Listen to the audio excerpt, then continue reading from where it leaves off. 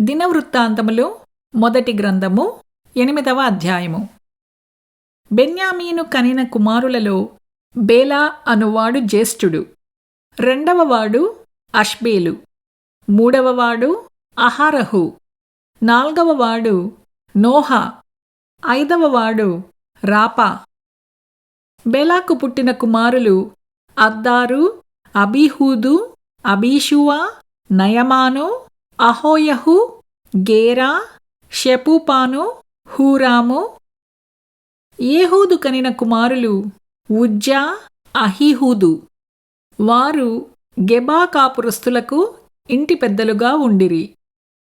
నయమాను, అహియా, గేరా అనువారిని మనహతునకు చెరతీసుకుని పోయిరి. గేరా వారిని అచ్చటికి చెరతీసుకుని పోయెను.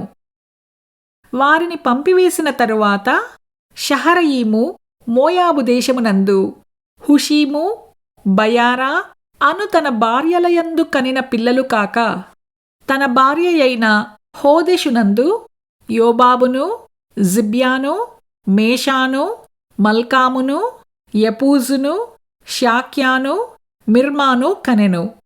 వీరు అతని కుమారులు. వారు తమ పితరుల ఇండ్లకు పెద్దలుగా ఉండిరి.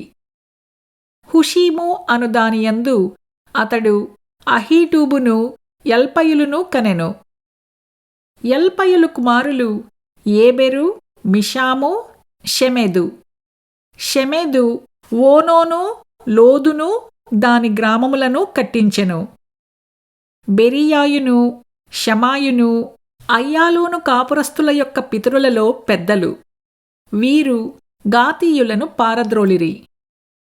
అహ్యో, షాషకు, యెరేమోతు.